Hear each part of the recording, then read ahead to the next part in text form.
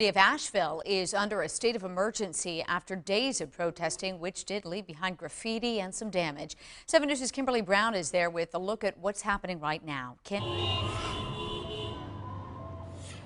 Diane, we're in the middle of Asheville, kind of the heart of where everything comes together. But behind me, a crowd that was about 10 this afternoon has grown. Look at the signs and what they say, BLM, Black Lives Matter. But I also want you to look at the hands and the faces of the people holding those signs.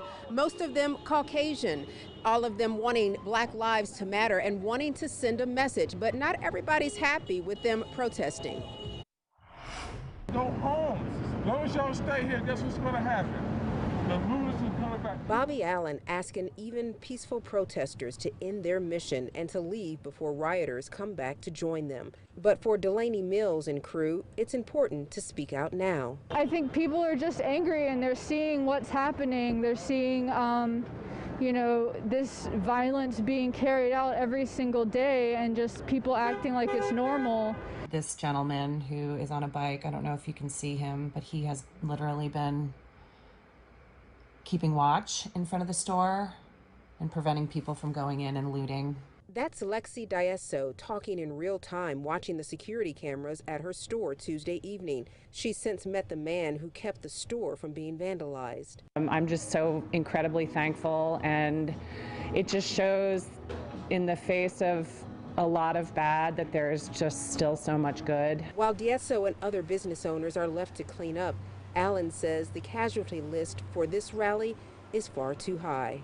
There are innocent people. Totally has nothing to do with what happened in Minnesota, all across the country, and they're getting their business destroyed, they're getting their cars destroyed, vandalized.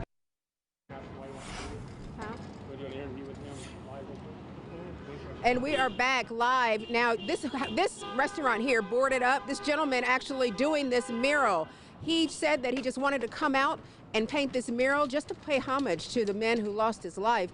And, sir, why did you decide to do this even out on your own? Well, I'm out here with a bunch of my colleagues, and we're just trying to give a voice to people who need to be heard and aren't being heard. Good deal. A lot of people doing that. A lot of people saying they want to make sure voices are heard and they want to make sure people matter. Reporting from Asheville, Kimberly Brown, back to you. What an incredible gesture there. Thank you, Kimberly. The Asheville City state of emergency is until further notice. That curfew starts at 8 p.m. tonight once again.